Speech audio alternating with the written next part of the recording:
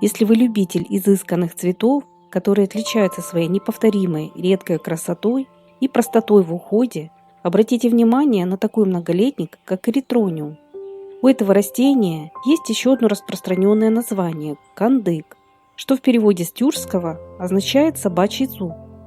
Луковички этого травянистого многолетника не прикрыты чешуйками и с виду напоминают белый клык.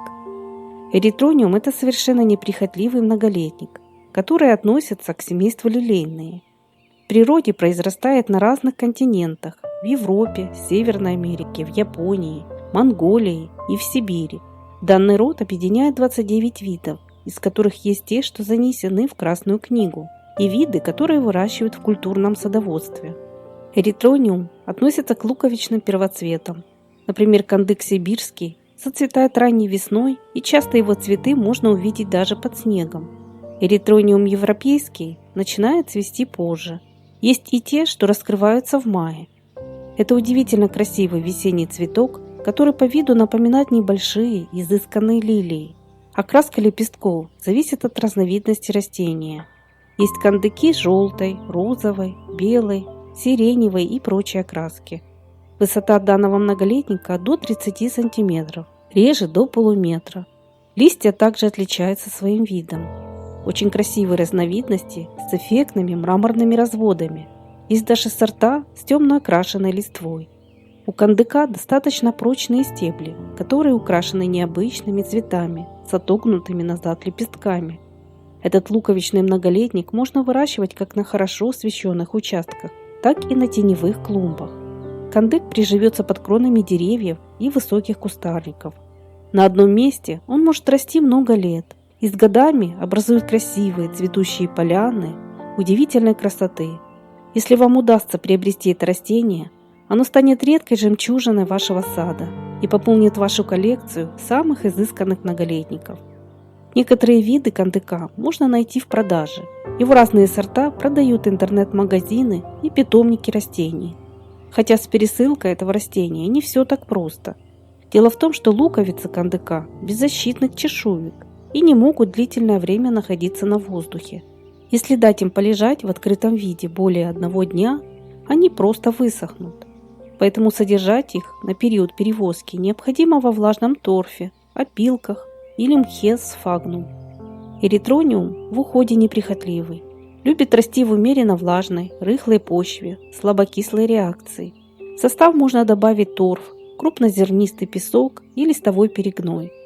В природе данный многолетник в основном произрастает во влажных горных лесах. Необычный вид цветов кандыка способен украсить любую весеннюю клумбу и даже тенистые уголки сада.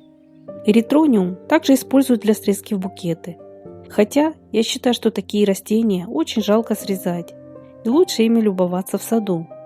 Когда весной на устойчивых цветоносах раскрываются эти причудливые первоцветы, напоминающие миниатюрные лилии, любоваться данным зрелищем хочется бесконечно. Размножают кандык семенами и дочерними луковичками.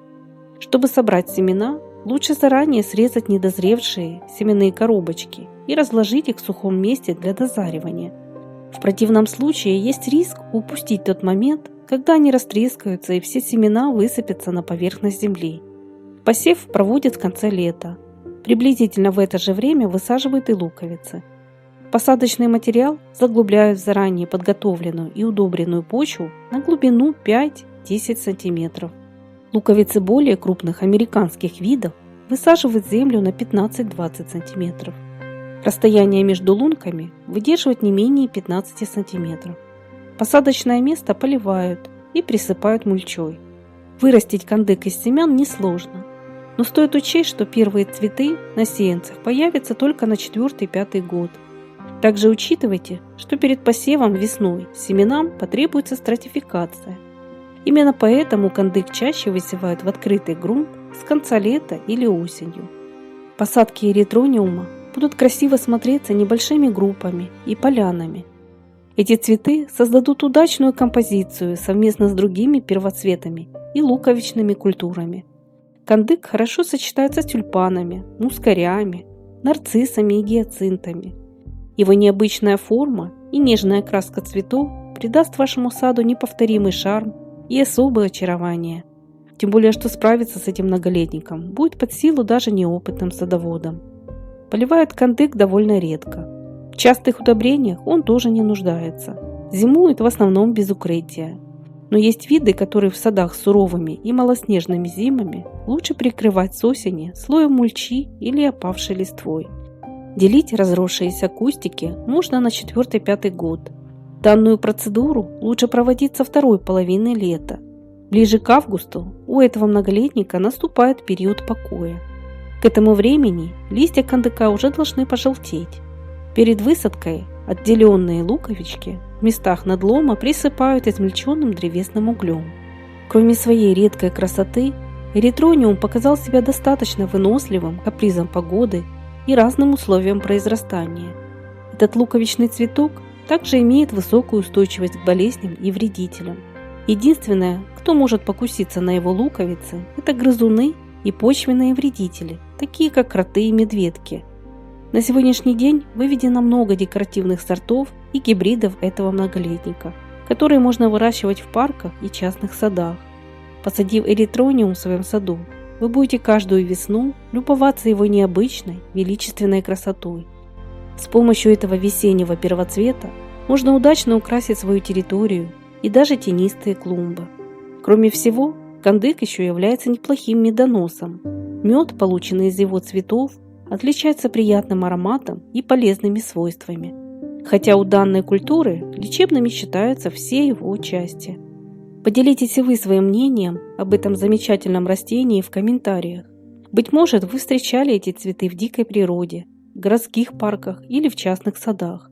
А если вам это видео было интересным, не забудьте, пожалуйста, поставить лайк, и до новых встреч на нашем канале.